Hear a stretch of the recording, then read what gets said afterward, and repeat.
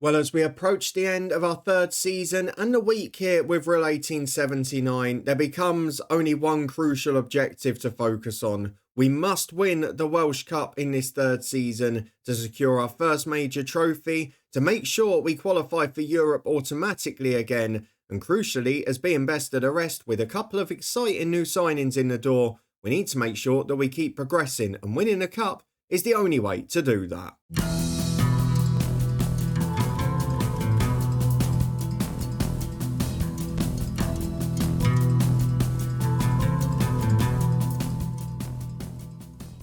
Yes, hello and welcome along to part 28 of this FM26 Build a Nation story, a real rebuild with me, Daniel. We are back today to face Airbus, James Chester's director of football club, in a semi-final of the Welsh Cup. It's a game we should be winning, but they're having a better season. And of course, we're struggling for match sharpness after the bizarre split and the way the fixtures are laid out.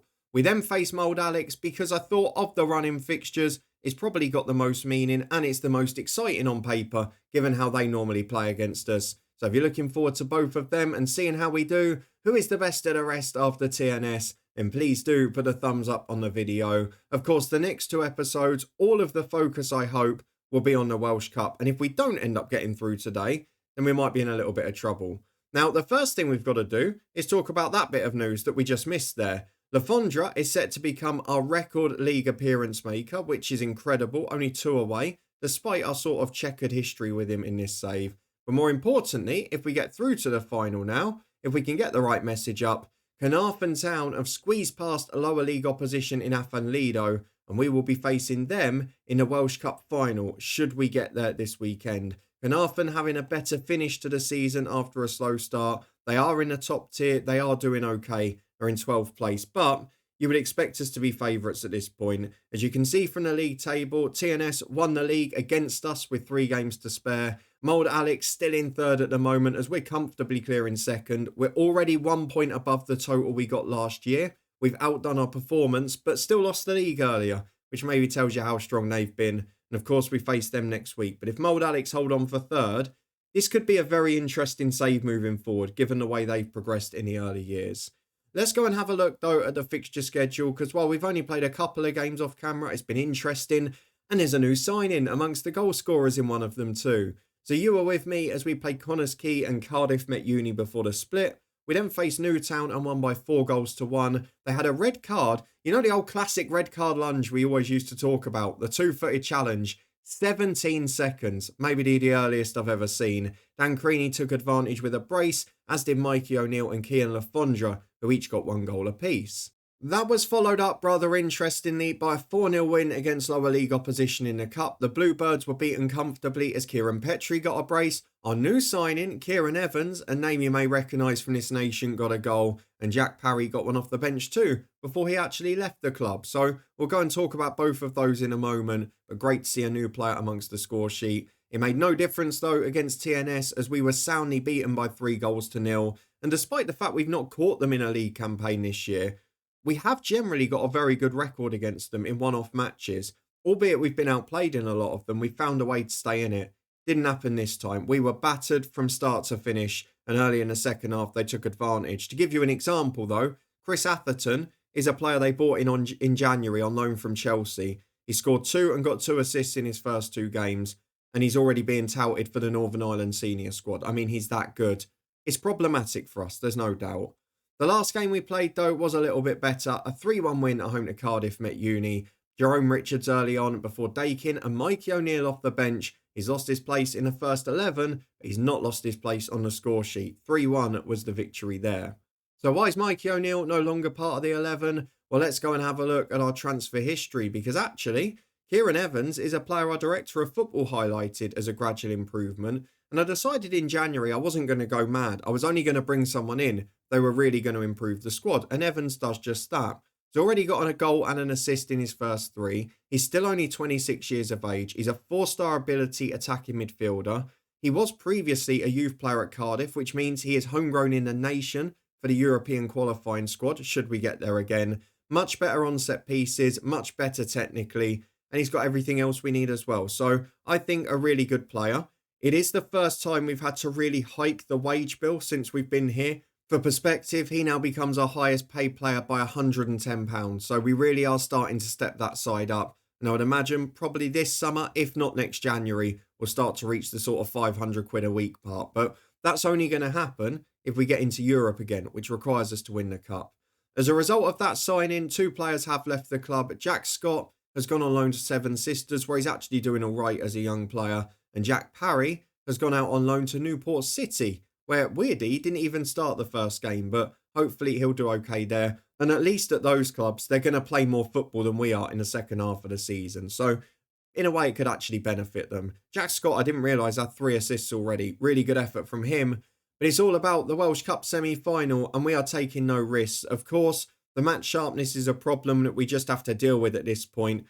But we've got a very good 11 out. Kieran Evans is in attacking midfield. Richards is fit and firing on the right. And everyone else is pretty much as you expect. It's Minter in goal. Calder and Stanley the fullbacks, with Fisher and Farkey as centre-half. Dakin and Brennan the midfield too. Brennan actually dropping out for the league fixtures because I need another under-19 on the bench. And for the sake of 4 games, it doesn't really matter. But here is very important to us. Richards and Alexandra out wide, with Evans as the number 10. And Dan Creaney, player of the month for December and January in the Welsh Premier League. A little bit quiet so far this month. I guess we've only played a couple of games. So maybe a chance for him to bounce back today as we go into the Welsh Cup against Airbus, lower league opposition. Can we beat them in a semi-final? Well, I've just seen something that has genuinely surprised me. A player who's out injured today, but Airbus in the second tier of Welsh football have got Josh Johnson as a midfield option. He's not playing today, but he is someone who we had in the first season of our Bedford Town save and was brilliant. The fact they've got him here is a very good sign for Welsh football, let me tell you that. For now, though, let's go and get into the first half. A breezy, cold, wet, late winter's day. Let's make use of home advantage. Let's try and get boys motivated where they're not. Quite a lot not reacting to anything we've said.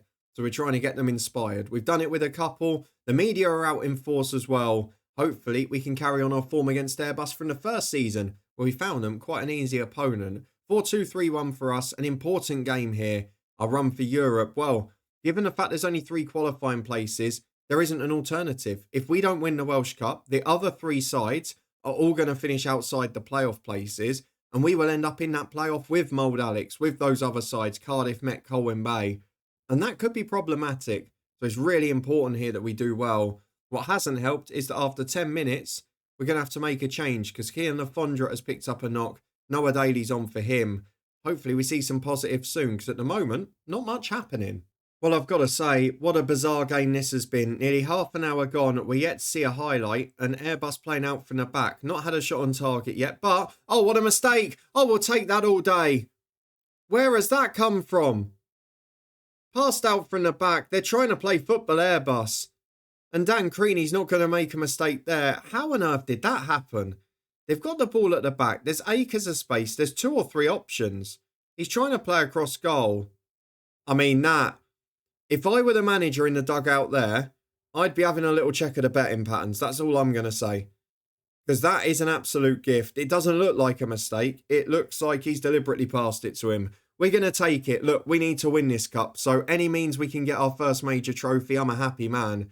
But that is a bizarre goal in a game where we've created very little. But Dan Creaney makes no mistake. Now we're back with Kieran Evans on corner duty. We know how good his delivery can be. Up to the back post. Stanley shot saved. And a second one just too acute an angle into the post and wide in the side netting. 1-0 it remains, 5 to the break. I mean, the positive is we're not really coming under any threat here, so I don't feel like now we've got the lead. Oh, it's not happened again. It's gone wide from Creaney. What is that left centre-half doing? He's taken a bung, I'm sorry. You can't do that twice in a row. Edward Jones, passing range is 4. I mean, maybe he's just been asked to play out from the back and can't do it, but that's a 5-yard pass. That's ridiculous. As Christie gets down the right for the visitors, it's still only 1-0, and we might be in trouble here. It's a good save from Minter. I'm getting so worried about their centre-halves passing. We've taken our eye off the ball here. We do manage to nick it, and now we can break away with Stanley. I wouldn't mind a second goal before the break, just to get this under control again. Stanley to the byline, into the back post. Creaney's up! And he does score a second. From Minter making a big save at one end to scoring at the back post with a Dan Creaney header at the other. That is the difference in the ruthless edge between these two sides. Minter to the rescue 20 seconds ago. Dan Creaney the hero a few later. Great cross from Stanley. He's up at the back stick. Look at him go.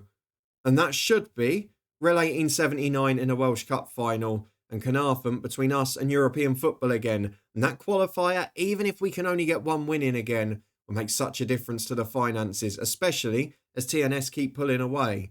2-0 at half-time. It's been comfortable enough, but one little warning sign at the back. A good performance overall. Let's see if we can keep it simple in the second half. We're just a couple of minutes gone after the break and we're back as Fisher tries to play out from defence to Evans and does just pretty well, to be fair. Gives it to Richards on halfway and now Fisher is wide to Stanley, who set up the second goal with that brilliant cross. Richards finds Evans again. Inside to Creaney, who's on a hat-trick, don't forget. But he plays back to Evans, who scored in his last cup tie and this time has hit the woodwork. The defender and goalkeeper a little bit confused there, but combined to get it clear. And as they come over halfway on the break, was the chance to really wrap the game up, wasn't it? But now we've got defending to do. Ken gets down to the byline, cuts inside, chance to shoot. It's over the bar, doesn't trouble the keeper. But Kieran Evans, close to another goal there. As we're back 5 minutes into the second half, they're playing around in midfield. And to be honest, they're keeping the ball okay. They're going to be likely in the playoff this year to try and get up to the top tier. Be interesting to see what happens if a side like that did come up, because they've got the resources there. As Noah Daly breaks down the left-hand side. Chance to get towards the byline. Doesn't trust his pace. Goes for a shot from distance. Wasn't great in truth, was it? No doubt that Airbus have fallen a long way since we managed them in the head coach a few years back. But now we're trying to put them to the sword as Calder has got a corner. Left-footed, aiming for the back stick, you would imagine again. Creaney's up there on a hat-trick and he gets the penalty kick. And he should be given a chance to take this. I know Evans is the best taker. But Creaney on a hat-trick can make it 3 for him and put Rhyl into the cup final. And just ease my concerns a little. Dan Creaney steps up, puts it away. Keeper goes the right way, but it had plenty of quality on it. Plenty of pace as well. And that is not the best celebration in the world, but a perfect hat-trick for Dan Creaney and a 3-0 lead for Rhyl. Couldn't be a better afternoon, this. We're just under half an hour remaining. We're going to make a couple more changes because Farkey is on a yellow card, so Bissix, the youngster, will get a run out. We're also going to make changes in midfield. O'Neill will come on for Evans, who's still settling in at the club. Richards will come off for Petrie because I feel he deserves a few more minutes. And there's also some good news in terms of the centre forward because while 2 of the 3 players that threw their toys out the pram have now transfer listed themselves by request, Ali and Muscat, Seb Bolton has accepted that he doesn't want to leave and he signed a new deal as our backup striker for next year. So Seb Bolton is here to stay, and with Creaney having scored a hat-trick, he's going to get half an hour in the cup. Can he add to his goal tally for the first time in a while? Let's see if we can finish this day in style. Well, maybe not quite the panache that we were hoping for, but the game peters out. We finish it pretty comfortably. And while Airbus have almost levelled the shot count, it's been a very routine day at the office. A 3-0 win with a Dan Creaney hat-trick started off by a woeful defensive mistake. But we reached the final, and that means tomorrow, us v Carnarvon for the second automatic European spot. That's going to be crucially important. For now, though, we've got 3 weeks off with just a friendly in the middle against TNS. Then we'll be back to face our old foes, Mold Alex, who have led to some of the most entertaining games we've seen in this save. Back in a moment to face them with what should be pretty much the same 11. Well, here we are as we approach our second game of the night. And against Mold Alex, it's always a fun one. But we're playing for best of the rest at the minute. I did want to show you very quickly what was going on with TNS. Because after their brilliant run this season, unfortunately, they did fall foul in the Europa Conference League in the end. A 7-0 aggregate defeat to Real Betis, which I don't think you can blame them for. Some wonderful players scoring the goals against them. But unfortunately, the run comes to an end. A brilliant effort, but not enough from TNS. Back to us though, and to be honest, from a league point of view, there's nothing to play for other than fitness here. I'm going to drop Brennan and Bissix out because they both started in the under-19s game. So they're actually the 2 that are really fit and maybe even a little fatigued at the minute. So Evans comes back in central midfield. I'm trying to opt for the players that want to stay with us. So we know that Muscat and Ali are leaving. We know Petrie is still wanting to leave as it stands. Says he's going to discuss his options before becoming a free agent. So I think other than that, we're going to stick with the same team. It's Evans in for Brennan due to necessity. And then that's about it. Lafondra, is he fit enough? I tell you what, let's get Noah Daly in. 2 changes made in total. Into the Mold Alex game we go. Well, some good news for us here in that they've rested a couple of their regular players, albeit some big names coming in. Bryce Asana coming into the side. Jeffers back in, who scored against us last time. But Lander and Wilkins, we were actually linked with Lander via our director of football in January. And a man who keeps scoring against us both drop out and not even on the bench. So I don't know if they're rotating the side. I don't know what else they would be playing in. So it doesn't make sense. Must be injury or just they're in the same position as us. They're going into this. They're 3 points clear of 4th. Their final game of the season is one that on paper is more winnable against the side below them. Do they go into that and just attack it? I don't know. Seems like the fixtures are far enough apart that they could have rested people. I hope they're not considering sharpness because that's going to mean that everyone's a mess. But let's just see how we go in this half as Jeffers plays to Boney. I'm intrigued to see how they set up. Will they still play the same style with their classic surprise big stadium here? 2 minutes gone, a quiet start. But again, 65% of the ball for Mold Alex. They're dominating the ball yet again. Well, 10 minutes exactly on the clock as we return with Minter in goal, going for a long kick towards Richards. Loses out, but Evans gets the second one. Richards finds Dakin. Now into Evans, who's really starting to settle in nicely. Out to Noah Daly, who's coming on that left-hand side. And he's forced back to Calder, who we know's got a good cross on him. Richards up at the back stick. And the first one is saved, but the rebound is in. I feel a bit guilty because we're clearly playing a weakened Mold Alex side here. But what a finish that is. Jerome Richards is going to be so big for us next season. We can get him, Evans and Creaney all in form at once. We could be in a really good shape. So let's see if we can build on this. A 1-0 lead at Mold Alex. And hopefully put right that defeat a couple of episodes ago. But it played us off the park, quite frankly.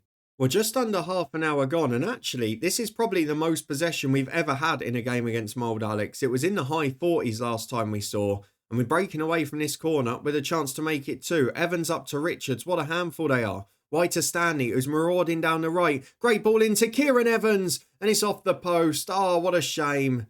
Real talented player. You can see him start and almost finish that move. Unfortunately, the woodwork denies him. But what a performance this has been so far. Dominance throughout. And we're deservedly ahead as Minter's got the ball in goal again. Half an hour on the clock. And we've got to try and add to this because Mold Alex definitely focused on the last game of the season. As Creaney goes up, wins it for Evans. Good 1-2. Support on the left from Daly, who's had a good game coming in for Alexandra. What can he do this time though? Cuts inside his man. Shoots from the edge just over. A little bit greedy, but you can't blame him for wanting to make an impact. He's had an injury hit year. This time, no, nowhere near the target.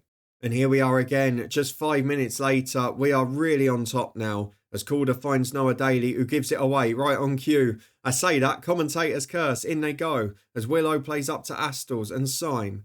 Asana on the right, some good football being played. Boateng keeping it, inside his man, into the box as well, and what a save that is. Deflected shot, I think Farkey gets a nick on it, and Minter up to his left makes a great save. Mold Alex still a threat at the moment. If anything, they're growing into this half now. 5 to the break, we're still ahead.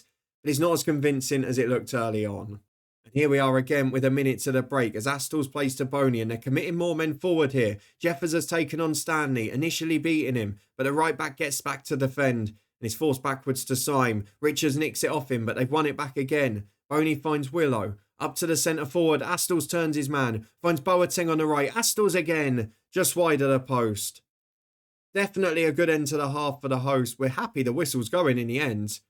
But not without incident. Or is it now? The 1 minute is up. The whistle should go. And we get to the dressing room with a lead. It's been a decent performance for the most part. But the last 10 has been a tad concerning. Let's address the team. Let's tell them to keep doing more. They're capable of better. We've got a few of them motivated, which is all we can ask. And obviously in the likes of Brennan, we've got better players to come on. O'Neill's been a star all year. Alexandra's a first choice player. We want to get him to that appearance record, don't we? So there are plenty of options about. But I want to leave it for now while we're ahead. As we lose the ball in midfield again. 5 minutes gone in the second half. And Silverstein playing out from the backs. Look, their best player so far. Up to Astles, who's got support right from Boateng, who's been threatening as well. He beats his man yet again. There's 3 in the middle. Now 4 for Mold Alex. It's just beyond Jeffers, but he knocks it back into Boney. Jeffers again, 1-on-1, and it's in. Brilliant finish into the side netting. And no matter what happens, we just cannot have a comfortable day against Mold Alex. They're such a good side. They're weirdly not playing as intricate a football as we used to seeing. But there's part of me that wants them to get third, to get that European place and to win the playoff, because I think they'll really use it well. We've seen so far that they've progressed so quickly. Don't forget, they came up with us, challenging us for the title to the final day last year. In the first season, sorry.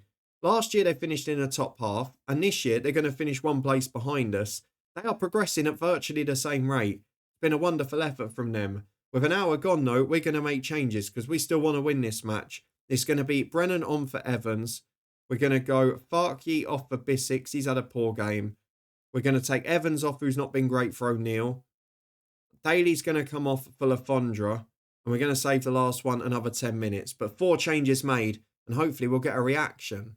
Well, a quarter of the game to go as we win a header in defence with Fisher and Brennan getting the ball up to Dakin. We're seeing him go to the striker a lot more as Alexandra's got injured again. It's so frustrating, but he delivers the cross. Creaney to Richards, blocked shot.